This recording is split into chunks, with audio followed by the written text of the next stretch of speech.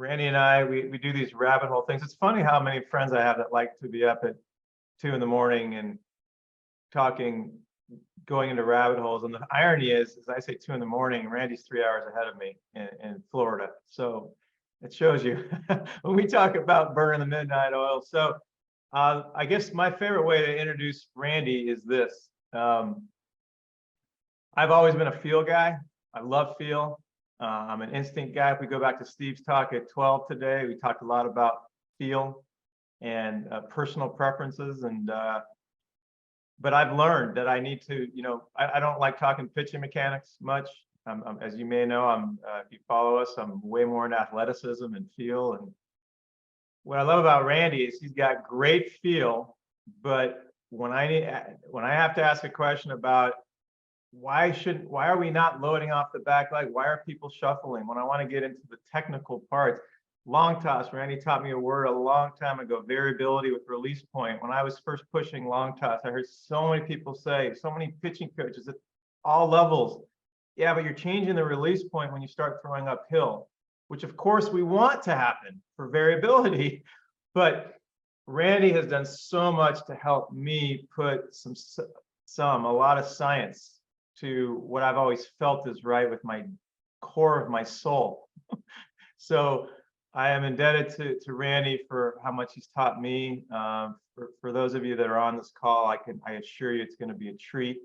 There's nothing you can't ask Randy. Yes, he's a PT, pitching guy, but I assure you, strength and conditioning, if you have any questions about anything in this field, and Randy has done a ton of research, so he's got data to back it up. So Randy, number one, thank you, brother, for making time to do this. I can't wait to hear what you have to say, and feel free to share whatever you want to share, and then we'll open it up for questions.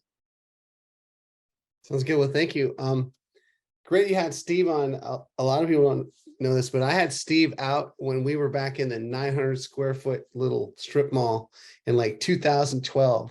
I got his little CD and I think I texted him or something or emailed him, and we made an appointment for him to come out, and I rallied everybody in our community, and we were going to all be there and watch Steve do his thing and give his talk. And about 60 people said they were coming, and I was going to charge him $30 at the door, and 15 people showed up.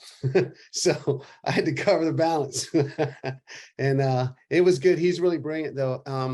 The segue for me from the mental game to this is, I think that how you learn is probably more important than what you learn.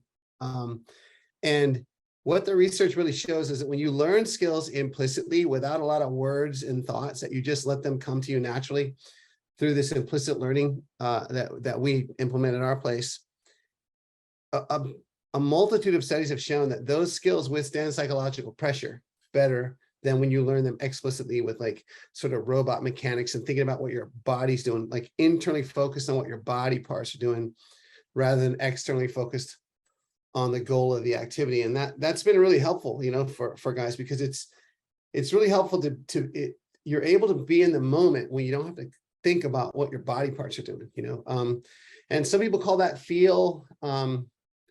What is feel? I guess it's proprioception, right? That's a fancy word for a subconscious awareness of where your body parts are in space. And there's some kids in schools that appear not to be aware of where their body parts are in space, are not really athletic. And for about 200 years in physical therapy, we identified proprioception as a subconscious awareness of where your joints are in space, because the joints are richly embedded with sensors, the ligaments, the capsules, the bones, and these sensors give us constant feedback as to the state of the joint. Is it being bent? Is it being straightened? Is it being torqued left or right? And we thought that would be a really good source for online feedback to kind of give us an idea of where our body parts are. But as we dug deeper, we realized those sensors in and around the joints are only the most active at the ends of the range of motion when you're about to wreck the joint. So it appears to be more of a safety feature than something we can use for online motor control in the moment, in real time. The only sensory loop that works fast enough for us to use it for controlling our bodies as we move comes from the sensors embedded in the muscles and the tendons. And so for that reason, when we immerse our athletes in an experience that we expect to change the way they move, you know, that's what implicit learning is about. Let the experience change you and not your words or thoughts. That experience has to speak the language of muscles and tendons. And muscles and tendons speak the language of force and inertia. So you have to give the athlete an experience that helps him understand that his body has to it's presented with a force or some inertia that it has to overcome. And you know, that's what long toss does. That's what all of our drills and exercises do. And when we realize that, now the cool thing about what we do is that for the longest time, one of the limiting factors in training an athlete to throw or even hit has been that we can't get enough reps in to get great at it. You can't just rep it out, you run out of bullets. But when you understand that it's about immersing the athlete in this experience that changes these universal principles of movement, then that translates over to the throwing movement. You get a lot better return on your training time. And for the first time, you can actually get better at throwing a baseball without actually having to hold a baseball in your hand. And that's where we get into the integration of the strength and coordination world and the skill world and the rehab world. And I think, you know, baseball player development is being held back by a couple of things. One of them is siloing, that we're all in our little world doing our own little things. The strength and conditioning guys are doing this, the rehab guys are doing this, the skill guys are doing this, and we're not integrating it to the benefit of the athlete. You know, we talked a lot, Alan, about rehab and how, man, that world has really held us back sometimes from truly optimizing recovery or optimizing performance.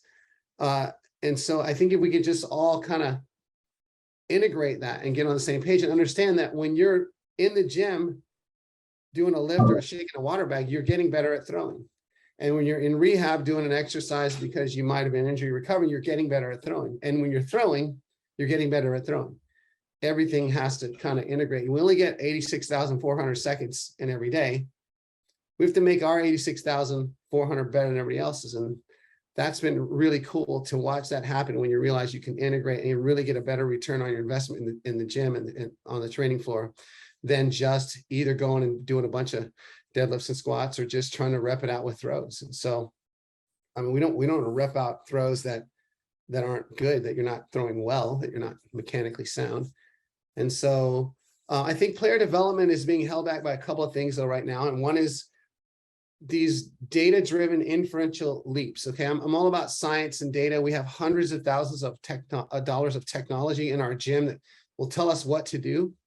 It'll tell us what to work on, but it won't necessarily tell us how to do it. You know, it'll tell us we need to increase the angular velocity of your shoulder as you go into internal rotation to throw the ball harder. Well, I mean, that's great. I have a question. How do I do that? You know, how do we make that happen?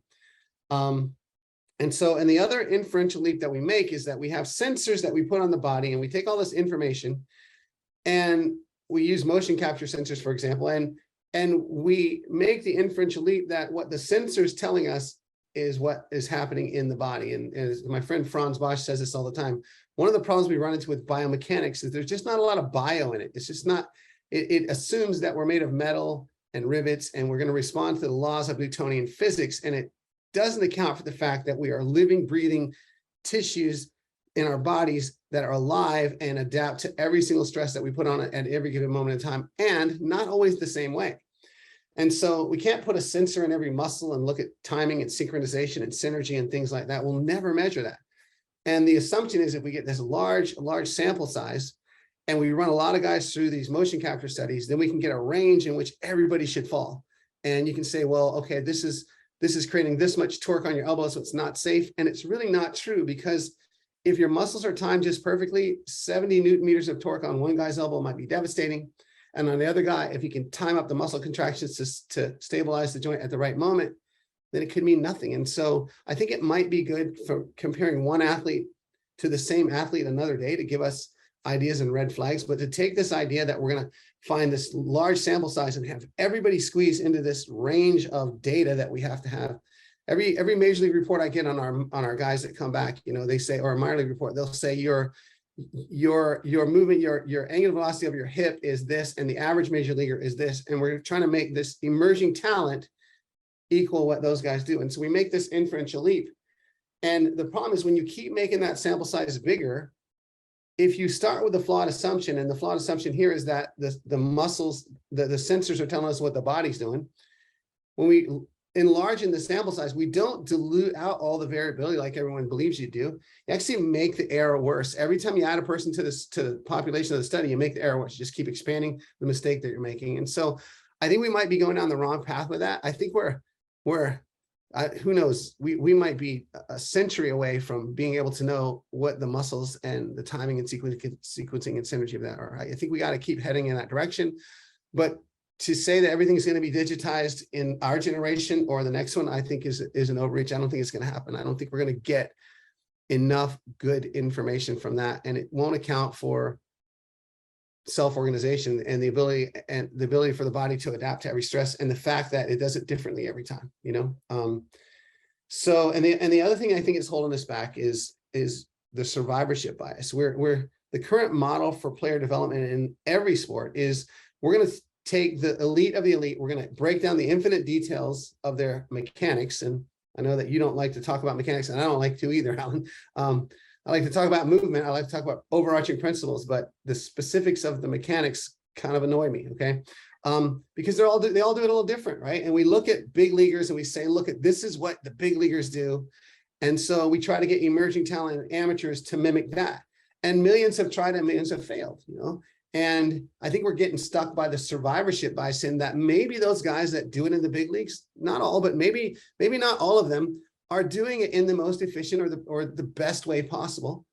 Maybe they haven't been trained in the most efficient or productive way possible. Perhaps they're merely survivors of inefficient movement and subpar training. And maybe that's why it's so hard. You know, the survivorship bias, for example, says that, you know, some guy drops out of high school at 17 years old, forms his own company, becomes a multi-billionaire. And then, you know, the suggestion is everybody should drop out of high school, form your own company, become a multi-billionaire. Millions have tried and failed. And I think that could explain a large part of why it's so difficult to get there. Why so many have failed to become that is because we're trying to chase the survivors. And it could account for the fact that I think I read a few years back that somewhere around 40% of major leaguers have had Tommy John surgery. Maybe that's not the right way to do it. And so what we've been able to do is kind of zoom out from the details of the mechanics, take every person's individual anatomy, his hardware landscape, how he's made, how his body's made to move, and then connect it with his software, that is how his body's choosing to move, and try to match those up on a one-by-one basis, on an individual basis, and just kind of put our head down, run our race, and help our guy get a little bit better tomorrow than he was today, and move forward. And we've had a lot of success with that, not really worrying about how this big leaguer or that big leaguer does it, but just kind of zooming out and going, look, if you meet these overarching movement principles that are common to every movement in sport, you can pretty much do it any way you want. And then we just immerse them in this experience that gives them exposure to a lot of variability and force and inertia. And, you know, long toss is one of those tools, and eventually weighted balls maybe is one of those tools for an athlete. It could be the gym. It could be, I mean, we just try to find this multifaceted approach so we can integrate all the disciplines that are currently siloed. And I think the outcomes have been really, really good. It's been tremendous to watch our guys, you know, improve, watch guys revive their careers. I mean, we see that a lot too. You know, a big leaguer who's struggling to regain his stuff always wants to compare himself to who he was in 2015 or 2017 when he was great. And you have to convince them, look, you're not the same. Like, you're not the same from moment to moment. I mean, the Greek philosopher said, no man can step in the same river twice.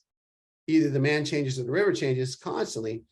And so when Alan and I, when we talk about long toss a lot, it's really this idea that, you know, it's, you know, some people say that long toss is great for arm strength and arm speed. And I get that. I understand arm speed. I'm not sure we've clearly defined arm strength. Like, what does that mean? Some people think of it as I can just move heavier objects with my arm. But I think what we're getting is better integration of coordination and timing, because we're exposing our athletes to a variety of movements on a continual basis. They're getting, every throw is a little bit different. You know, the value of long toss is, the knock against long toss was that it adds more stress and it results in different movement patterns. And there's a 2011 study that showed this, and I wrote an article about this. That's actually That's actually the great thing about it. It's the value of it. The thing that you get criticized for about long toss is the exact thing that makes it so great, is that it does add stress. It adds some stress to the ligaments, making them more robust. If you can control the stress when you add it, you can make the tissue tougher, make it able to withstand more forces, different forces. And then because every throw is a little different as you move out and come back in, I think that we get this variety of throws. It's like rotating the crops in the farm. You just can't make the same exact throw all the time. It drives me crazy when I see pitchers. There are pitchers out there that I see, even in warmups, they never throw a single ball when they're not in their mechanics. They like literally, even when they're warming up, they're lifting their leg and going through the throwing motion, through the pitching motion. And we got to convince them that, pitching is not any different than throwing. It's just you're standing on a hill and you have to do a little more than everybody else. And so it should have it should fall under the same general principles as throwing from the outfield and throwing anywhere else. And back in the old days when we thought that you could repeat your mechanics, right? We thought that the repeatable delivery was a thing. And, I hear that on the broadcast every night. Well, the research is really clear that you'll never make the same throw twice. Every single throw is a little different. Now you can decrease the bandwidth of that variability. And Rob Gray has done a great job, and he spoke at our summit a few weeks ago about this, about looking up the research on this. And study after study after study shows that major league pitchers don't get to the same consistent release point by repeating their motion. They get there by adjusting it rapidly. As they move, it does a little bit different every time. And so they have to learn to make these rapid adjustments. And that's where we get the repetition of the result of the endpoint. But we don't get there by doing the same thing every time. If we only have one solution to a movement problem, see, the body doesn't want the mechanics to be perfect. It doesn't want a single perfect solution. It wants it to be uglier than that. It wants like a family of reasonable solutions. Okay. So that when it goes off, it's good enough to get us to that endpoint. And so when you lift your leg, your ankle does something different, and then your hip does something different, and it corrects for your knee, and your knee corrects, and then your torso corrects for your hip, and your shoulder corrects for the deviations in the rest of the part, and it all gets out to the endpoint.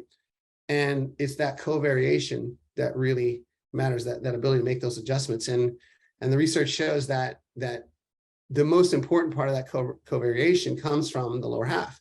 And that gets into the idea about shuffling and crow hopping, how we have to learn to control the pelvis in 3 planes. It can tilt, it can dump forward and backwards, and it can rotate side to side. And we have to get all 3 of those stable. Or if we don't, it's like we're spinning our spine on a ball bearing, and there's just no stability there.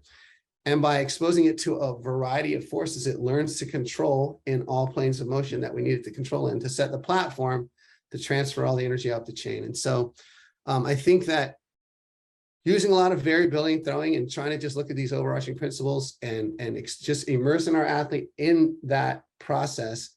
And the trouble is this: we can never see what's happening microscopically, as those adjustments happen, because think of every pitch or every throw is to run down the luge in the Winter Olympics. Okay, the guy that wins the race the fastest time is the guy that makes the rapid adjustments. The loser's like, well, this turn got me, that turn got me. And so our arm is traveling through space, and we have to take the wobbles and tighten them up.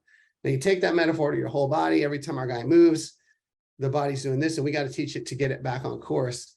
And the thing that does that is these little tiny microscopic isometric co-contractions that then hand off. It's like you have billions of little Arnold Schwarzeneggers, little tiny muscle cells in your body. They're wearing Speedos and they got relay race batons in their hand. And when you move, the movement doesn't start on the outside, it starts on the inside. From the cellular level, these little Arnolds start flexing and handing off to one another like little synchronized swimmers, and it feathers out in every direction.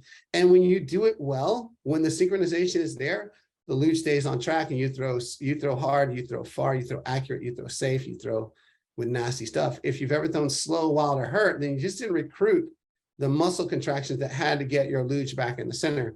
And so our whole thing in our training is just immerse an athlete in an experience that teaches him to find those corrections, and then just assume that it's working, because we'll never measure it. When I look at a video, I can't go, is that thing on? We talk a lot about it's not about the position or the angle that matters. Remember, there was the day when we thought you had to be inside of 90 to be safe.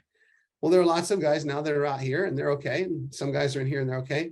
And so it's not whether it's not about the position, it's about the condition. Is it co-contracted? If everything's on at the right time, you're fine. In your hip, the hip complex, the hinge that everybody talks about is not a position, it's a condition, and where it is doesn't matter as long as everything around it is on to control the ride down the pelvis. And so the problem is we can't measure conditions, we can only measure positions. And so when we say we have these biomechanical analyses that point out the perfect picture, picture perfect thing that is supposed to look like it, it's not true because we're only measuring positions and we can never tell if the muscles are actually on. And that's where that feel or that proprioception comes in. And I just drives me crazy when I'm doing a session with a guy and he'll go, how'd that look? And I go, well, it looked like the other one did. It looked like they all kind of, it doesn't matter what it looks like. It matters, did you turn on the right muscles at the right time? And I think we're centuries away from being able to measure that, so I don't think the answer is going to lie in, deep dives into biomechanical analyses. It's going to be a deep dive into immersing our athletes in sensory input that exposes them to forces that allow them to discover their own movement, and then adding a little variability so that when it goes off, and it will, that they know how to get it back. So for me, we use this constraints-led approach to get the luge in the center. And then when it's stable, we start kicking around with things like long toss and weighted balls and running throws and athletic throws and things like that, because we want to challenge the edges of the luge so that when I wander off, I'll know how to get it back. And when I wander off, I'll know how to get it back. And so that's kind of our whole approach. And it really ties in well with long toss in that it is implicit in nature. It is not about words and thoughts. Every video I've ever seen before I even knew you, Alan, was about just the feel, like listen to your body. And that's our rules too in everything we do. Listen to your body, tell me what you feel. And if I feel like we need to make an intervention, we will, but it'll be about changing the environment. It'll change the training environment rather than telling you what to do. Okay. Because the last thing I want to do, if I need you to manage this game where there's no time to think, is to train you in a way that demands that you think all the time. I want you to be unthinking and just clear mind, empty mind, out there, focused on the moment, whatever it takes to help your team win the game. And guys seem to respond to it pretty well. And it's been a lot of fun to watch them all grow. Randy, I'm going to take that 20 minutes and go back 30 years when I first started talking about long toss and all of the naysayers with the release point change and the mechanical coming out of your mechanics. It's funny, now I have a tweet, which is, we actually want you to come out of your mechanics in long toss. How about that for a concept? And I just wanted to take that 20 minutes to help my 4-hour pitch get knocked down to maybe 2 hours, because as I said at the beginning of this meeting, I've come up with, I feel lucky. I don't know, I'm a portal to the universe. That's the feel that I've been given. I just feel very fortunate. I feel like I have these instincts, and I was so frustrated dealing with people that were in the technical, mechanical world. Not that I don't respect that, but I always knew deep down, whether it was golf, tennis, baseball, hockey, and I played a lot of sports, I never really wanted to hear anybody, maybe that's a negative, I don't know. I didn't really want to hear anybody talk to me about mechanics, because I was tuned to my feel, and I was tuned to, I felt so in tune with my instincts, and I felt like my body was organizing itself. Just talking about a lot of things you just said, my body was organizing itself to where it was finding the luge, and I had created connections with the different movements, as you said, so that I had that. Buddy of mine came up with mentioned a term I love. It's probably, you guys have all heard it, but it's unconscious competence. I'd never heard that term before. That term blows me away. Unconscious competence. And it really goes back to a lot of stuff Steve talked about earlier too, which is we got to get back to nature and trusting our feel and trusting our instincts. So long story short, Randy, is I love it because that's why I love tapping into you, and you've been such a huge influence on me. Is I just feel like you've helped put these feels I've felt so strongly about. And fortunately, I've had 30 plus years of positive reinforcement from the players or other coaches I respect so much and their feedback. But it still helps a ton to hear the science behind it. And I just, that your opening it's got me fired up. You've reminded me of some things I've forgotten about, the robust comment of, and by the way, when I wrote an article called The Origin of the 120-Foot Throwing Program, and I wanted all the medical people to prove my point. So I interviewed Greg Wilk, who was the original guy at ASMI. I interviewed Stan Conte, who was the Dodgers and Giants head medical guy. I interviewed Tom House, and I interviewed Dr. Yoakum in person, which was a thrill. And all four of them, I wanted them to prove my point for me. And Stan Conte said something I'll never forget, because ASMI did come out with the study on the valgus torque and the elbow. And all of a sudden I'm thinking, oh, there goes long toss. Like everybody's going to freak out. Like, and Stan Conte said something, I feel like he kind of saved my life, so to speak, in that moment. And I said, Stan, what do you got on the ASMI study? And he said, well, they said that there's stress on the, he goes, well, I would expect that. He goes, that's how things grow, right? You stress something out, it breaks down, it builds up, breaks down, you use the word robust. And I thought, there it is. I think if people think of the word stress like a bad thing, of course, and it's part obviously of the evolutionary chain of your body or the growth of your body. So I wanted to echo a few things you said right away. Obviously, we want to get to some questions, but I just wanted to first and foremost say thank you for that opening. And I have some questions if no one else, if we run out, but we're not going to. But it looks like, Pete, you've unmuted yourself. Did you want to get us going? Sure, why not? Randy, that was awesome information. We've worked a long time to be as unmechanical as we can and as athletic as we can be. So part of what you said was new information to me, and it makes me feel better about what we're doing. But at the same time, it throws some real challenges with the kids that I get who have been mechanized their entire lives, about how to free that up safely and to get some things to happen that they've never heard of before. And they're 16, 17, 18 years old. And they have talent. So they have the performance problems on one end, and they have learning curve on the other. What are your suggestions about how to deal with that? Well, yeah, in today's world, everybody's come through some sort of system. They've come through some place. And so people kind of criticize me sometimes because I give everybody, I still do all the evaluations in our place. I think I counted that now since 2008. I've done over 30,000 video analyses of pitchers and physicals, connecting the video analysis with it. And the more I do, the more I learn. But I spend about an hour going through and trying to break it down into understandable terms, but going through the science behind what we do. Like we didn't just make this up. And I want them to really own the depth of what we do. And they probably retain 10% of it, but I need to explain to them why our approach is different, what we're trying to do here.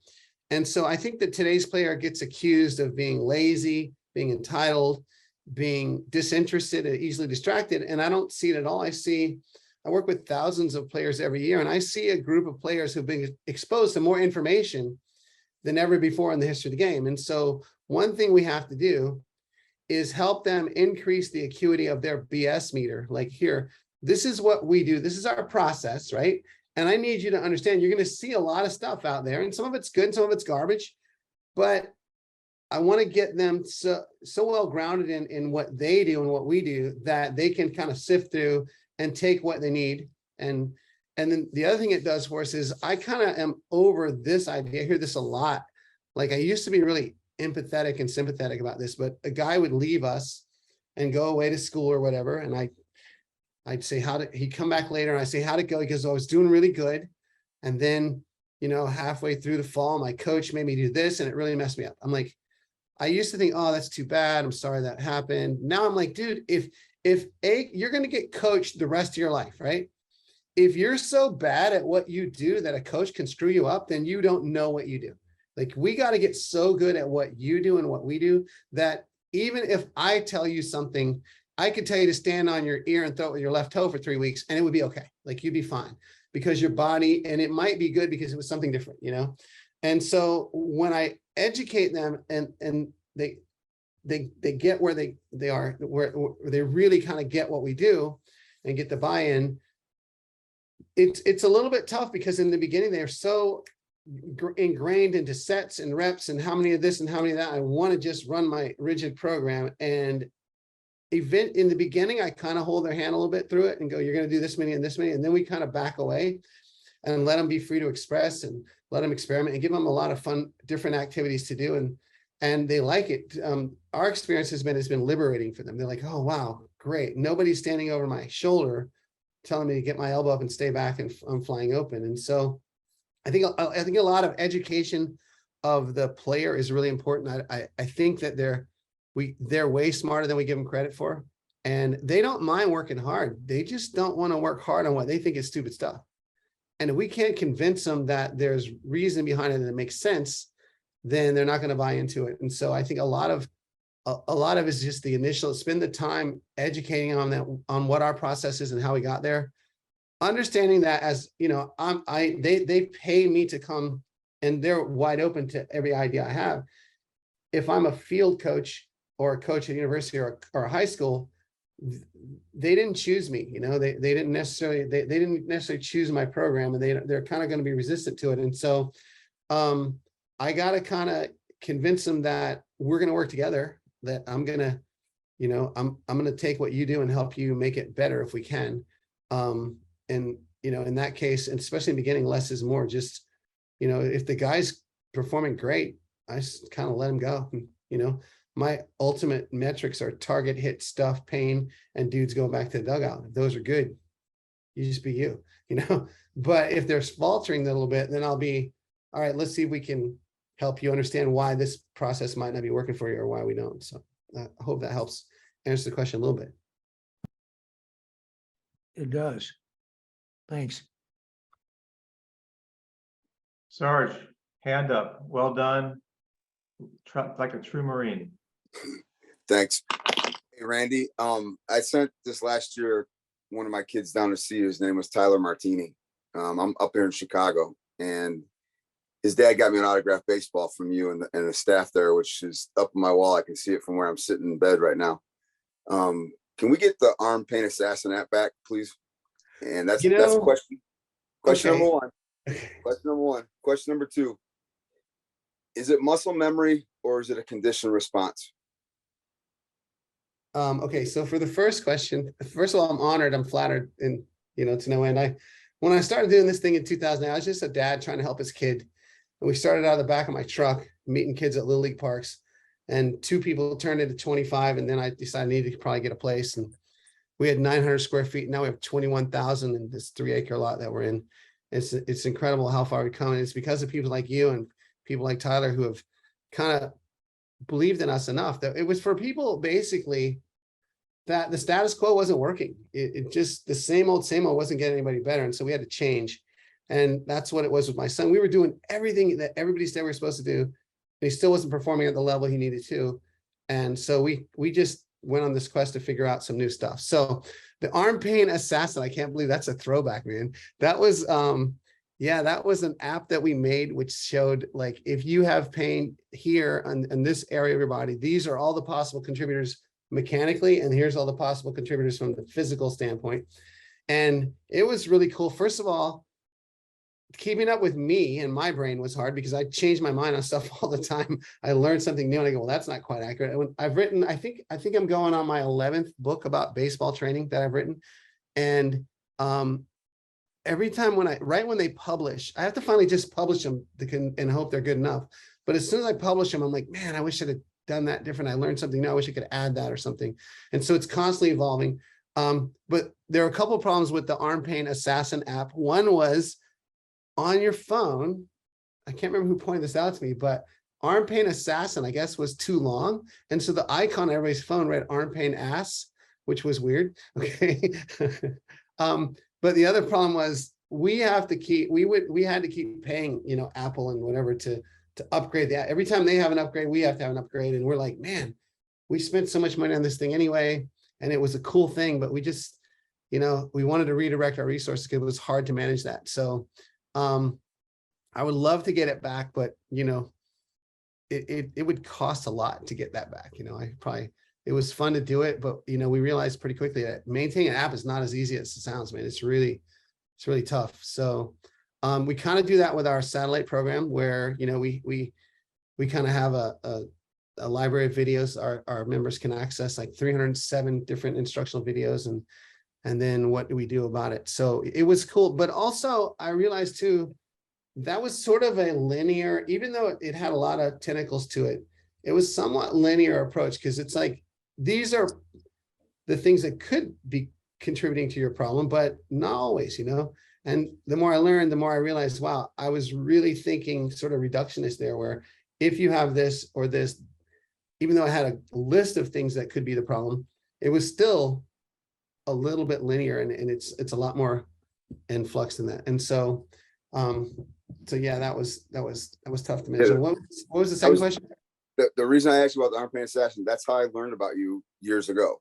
And through working for Jaeger Sports at the booth and stuff, seeing you, talking to you every time I could, even one time, I can't remember where we were, but you and your wife were in back of me at a coffee stand at one of the ABCAs. And I'm like, oh, I hear Randy's voice. And it's like one of those things.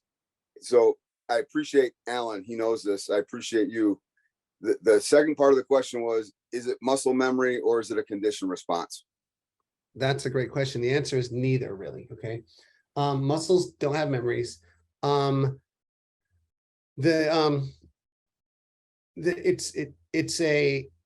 It's trying to get your body to ingrain or have enough solutions to where we don't have to get a solution. So the idea that we're going to myelinate one circuit and one pathway, and that's going to be the only way to do it. The muscles don't remember anything, by the way. They're just doing what the nerves tell them to do. But the pathway that your body takes when you form a habit it's not so much one pathway that equals the consistent output, which is what we think we see. We think we see the repetition of a movement pattern because we're getting to the same output, the same endpoint. But the truth is, it's Bernstein's repetition without repetition. We're getting to the repetition of the endpoint, but we're getting there a different way every time. And so it's about exposing the body to all different options. And so it learns to calibrate all the movements it needs as it goes through. So imagine you're in the luge and you're wobbling through. It's getting your body to calibrate up and going left and I'm going right and going left and I'm going right. It's not some sort of rigid pathway or conditioned response. It's more of creating a more robust and resilient, adaptable pattern that doesn't seek out a perfect solution, but seeks out a family of reasonable solutions. And so it's not going to be perfect every time. It's going to be a little different. And so it's just a matter of, that's why variability is so important, because we're practicing. I mean, I think that weighted balls are helpful, not because of arm strength and arm speed. I think they're helpful because, the lighter ball would simulate when I'm a little ahead in my timing, and the heavier ball would simulate when I'm a little behind in my timing. And you get all those different variations in between. I think the way we currently do it, and Rob Gray spoke on this, where we go, heaviest to lightest and we go in order. I think it'd be better if we randomize that. And also, we don't really need, since pitching isn't a highly variable activity as much as hitting, I don't think we need to do full arm throws at the heavier loads, like the 2 pounds and 21 ounce balls anymore. We kind of go somewhere between 4 and 7 ounces is enough of variability to get us kind of tough. We don't really get a situation where our arm is that far behind that we need to practice with a 2 pound ball. I think it's maybe helpful to warm up the tissue, but otherwise I think it's just a waste of time. We need to randomize in that small range and make it really variable and unpredictable. So no matter what happens, the guy can kind of figure out how to make the adjustment. So thank you for answering that. I have one more. When you're doing and Mr. Oates is the best. I mean, he's helped me every time I go and I talk to him. My brain is like when I talk to you guys with the chaos balls and the logs and all that kind of stuff. And even Springer said earlier that he got stronger when he started doing the kayak motion. So pushing these guys through that whole training of 14 seconds, boom, next guy, 14, and we go on a circuit and stuff. That for me has been how guys have learned their body learn how to move their body under those different stresses. And if you take a skinny guy or a bigger guy, like 230, whatever, those balls can kick their asses. So my question on you is, yes, with the satellite stuff, that kind of thing, if you're going to do one, can you do one for groups? And I know, not trying to, like we said earlier, silent people and stuff like that. But if I know that this kid has a deficiency and it's X deficiency, or this kid has a Y deficiency, then funneling them off to their own little satellite of, hey, you got issues with your hips, you got to do some more of this stuff. Do you guys have stuff like that that's for a whole group? And then I'm done. Right. Thank you. Right. So yeah, so here's the deal. A co-contraction is an isometric condition where a muscle is tense but not moving. So like my biceps right now is co-contracted. It is isometric contracted. A co-contraction means all the muscles around a general area are tense but not moving, right? And so like a hip hinge is a co-contraction of the entire joint, right? The lead leg has to co-contract. You know, I call them Arnolds, these little co-contractions, because you get like a total body Arnold, and now I got a shoulder Arnold, and I got an elbow Arnold, and then I got to go down to the microscopic level. And basically when I start moving, those movements emerge from the inside out, like you stepped on a quail bush, and these little Speedo-clad Arnold Schwarzeneggers have to flex the hand off. And that's where we learn the timing and sequencing. And the way you teach an athlete to find Arnolds, to find co-contractions, is you expose them to pre-tension, sometimes manually, like a lioness pouncing on a prey, take the slack out manually. And that's why we're into now tensing the glove side and tensing the lead leg while it's in the air. So you take the slack out of the system manually, so it makes it easier when his foot hits the ground to stabilize it. And you can also use unpredictable loads. When the body's exposed to an unpredictable load, it reverts to its reflex of co-contraction. You've probably heard me say, if you've ever held a squirming baby, caught a big fish, or ridden a roller coaster, when the load is unpredictable, you have to learn to Arnold to control it, okay? And that's why these big guys who have had nothing but predictable weights all the time, they don't have that component, which is the essence of athleticism. When the luge is going on, how do I get it back on quick, right? And so that's why we use the aqua balls and water boys. And Mr. Oates is, you're right, he's fabulous. And when you shake the aqua balls around, the water is unpredictable, and the body's going, oh my gosh, this is crazy. And the Arnolds are going, oh gosh, I got to control this. And I can put those in planes of motion in the gym that match a swing or a pitch almost exactly. And I cannot do that with metal bars and cables. So we lack that unpredictable nature. We did a series with Alan on banging the bands, making Jaeger bands more unpredictable by just perturbing them as we move them through, to teach not only the physiologic change where we get, you know, blood flow and tissue elasticity and extensibility, but also to teach that coordination component, to teach that controlling the luge.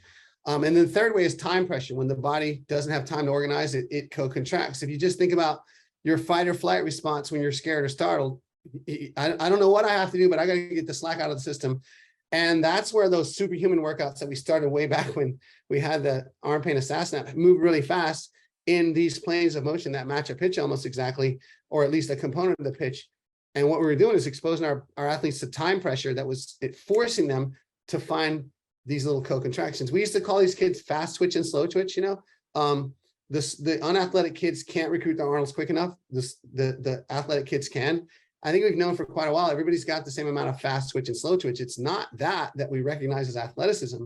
The thing we see as athleticism is the ability to rapidly recruit these little Arnolds that move you back to the center of the luge, right? Think of optimal length of a muscle as the center of the luge. When you're going off course, the Arnold takes you back to the middle.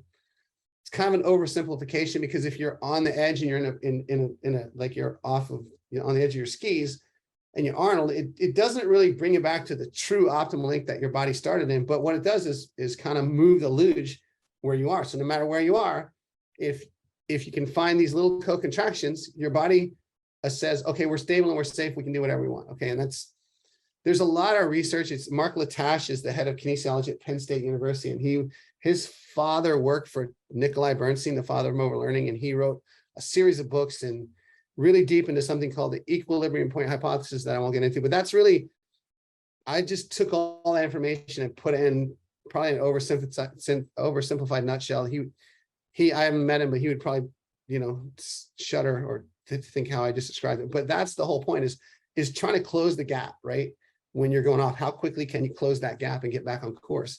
When your arm's wandering off, you know, you've long tossed, you've done a run to the right, to the left, you've done these athletic throws, you've thrown these, you know, variable weighted balls. You've practiced when my luge is starting to go off, how do I get it back on, you know? And so if we got a guy in a rut, we like to kick that with a lot of variability and try to bounce him into another luge. Like if he's stuck at 85, we'll just start kicking the luge and adds a bunch of variability and then land him over, hopefully in a 90-mile-an-hour luge. The trouble is if you start out with that and you just say, grab these weighted balls and do these running throws and do this max long toss with all these pull downs as hard as you can. If you start out with that, you're providing a lot of variability and you might kick him right over into an injury, right? So you have to make sure that he's had this onboarding time. Alan talks about that ramp up all the time, and that you have to add these things slowly, just like you add weight to the bar.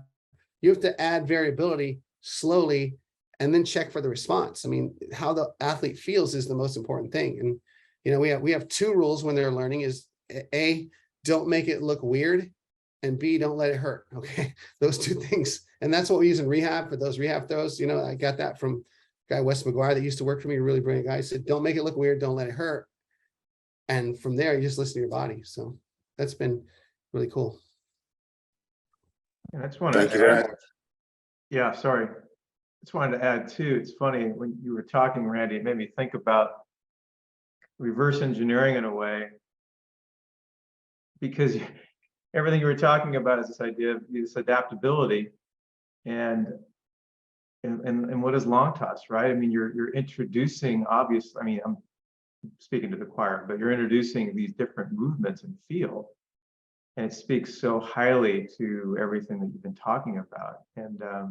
And to think for so many years, there was so much resistance to changing and you mentioned earlier, it's funny, I always think of Butch Thompson. Anytime someone talks about repeating your mechanics or the perfect throw, Butch Thompson said at the ABCA about 8 or 9 years ago, when he spoke, he was talking about mechanics and repeating, and he's like, I can't repeat my own signature twice in a row. Why?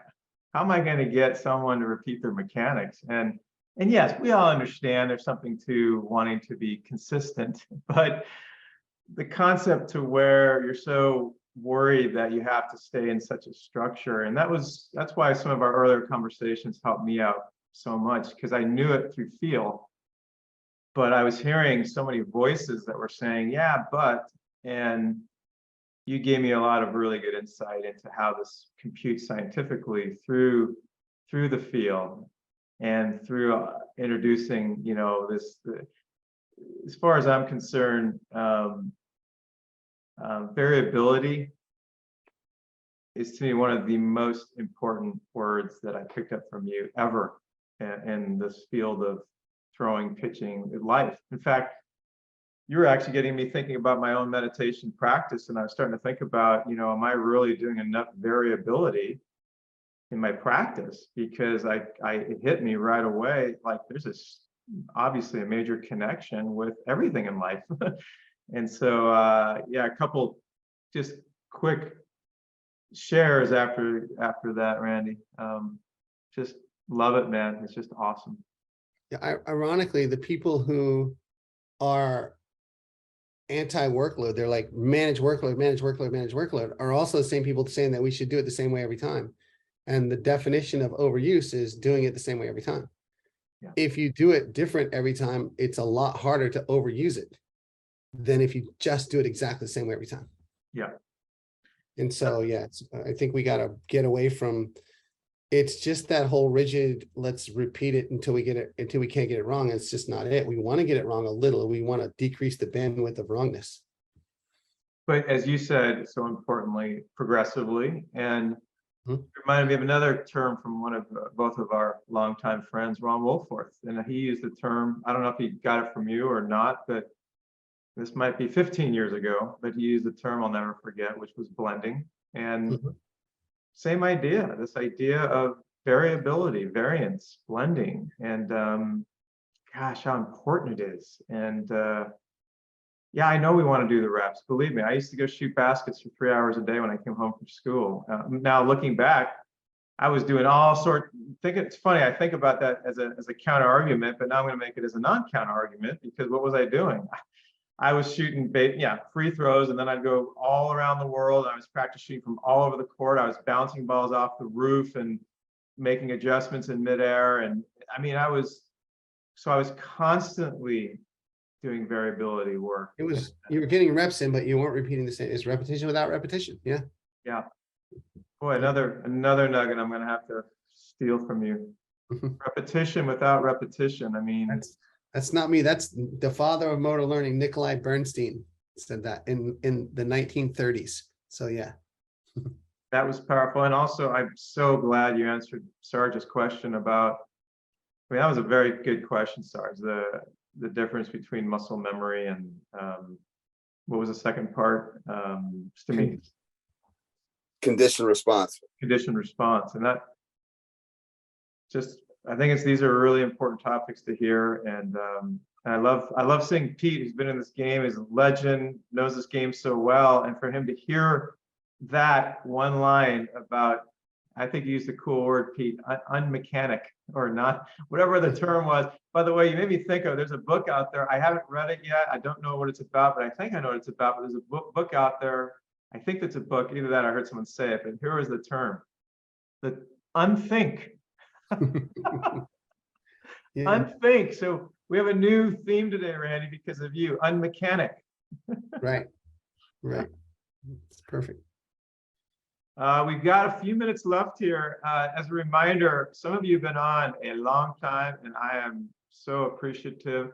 Right around 4-ish, we're going to spend a few extra minutes talking about meditation, mental game. If you want to talk about throwing a long toss, we can do that too. But we will hang out, and it reminds me of the ABCA. This is what happens at the ABCA, and Randy knows this well, and Sarge does too. And you're hanging out, and you're like, I remember after some of the pitching hot stoves, you know, after the group was done, which might have been, instead of an hour, it was 2 hours, and then you're in the hallway for another 3 hours, and it's just what happens. And so I always feel like in these Zoom meetings, I've done these before, where even at the bitter end, there's always a few people that like to maybe hang out and chat a little bit more. So if you want to do that, great. If you want to sign off right at 4, no problem. I know it's been a long day. We're doing a contest at 5, so it's been a busy day for me. But Randy, you want to let them know where they can find you, and also Randy's mentioned the 11 books. But again, I would just highly recommend. Randy loves writing articles. You know, if you go to his blog, today obviously was a sample of what he's all about, a very good sample, I'll add. But that's why we did this today. It's about resources and helping everybody get better. And so please be sure to check out Randy's information. And Randy, do you want to add anything? Yeah, we have, there's a couple of things. First of all, FloridaBaseballArmory.com, FloridaBaseballArmory.com, all one word. And you can go there. If you go to FloridaBaseballArmory.com/store, I think it is shop, or actually, I'm sorry, FloridaBaseballArmory.com/books. You can get access to all the books that we've written. We have only electronic versions available now. We run out all the print stuff. We have our coaches certification course. If you go to FloridaBaseballArmory.com/coach, it's like this 12-hour, 15-module video course where you do a section, take a test, do a section, take a test. And then after you're done, we give you 30 days access to 307 different video drills and exercises that we use every day for you to kind of learn and experiment, explore. It goes to our entire evaluation process, our physical evaluation, how we link them together, how we make our decisions. We have a few sample video analyses in there, and how we, write training plans to individualize, and then examples of all the different kinds of training that we do. It's pretty cool too. It's a really neat thing. And it's been fun to share that with everybody. And so every year, this is our off season coming up, our winter program. We start on Monday when we get back. As the college kids start to trickle in, they can come and spend, 4 hours a day, 5 days a week, hanging out with us and training, getting ready for the spring season. And they can stay 1 week, 2 weeks, some stay for the whole Christmas break. One mom from Mississippi was Mother of the Year. She brought her son here on Christmas Day, and he was here for all of Christmas break. He was here on Christmas Day. She decided to take him to Disney World, and then brought him back in. So she was, it was pretty cool. Really neat. The energy of the group there, really, they kind of push each other. So that's a big deal too. And then every October we do our our baseball skill acquisition summit with our friends from the Netherlands. They come over and we talk about motor learning and how these esoteric ivory tower concepts can be applied to everyday training. My certification course, tongue in cheek, is called Linking the Nerds to the Neanderthals. And I feel like I'm kind of both. So I can kind of live it with a foot in both worlds. And it's really cool because it tries to take these concepts that are there, but are in academia, and we got to apply them. We got to learn how does this help our players get better in real life? And so that's the thing. So I'm thrilled. Thanks for having me on, man. This was great, Alan. I really, this is way shorter than our typical conversations. They go deep into the night and deep into philosophy and things like that. So, but it's always a joy to talk to you and all these people here. I'm just humbled is the term I best can describe it. Like, to think that people are eager to hear some of the things that come out of my brain that I've written. And, you write these things and you communicate them and you wonder if anybody hears it, but it's just neat to talk to people that are equally committed to helping people improve their lives. And that's really, really been a great thing. And that's my life's endeavor. And I'm glad to see that there are other people that have the same passion for it. Well, you are an inspiration, man. And honestly,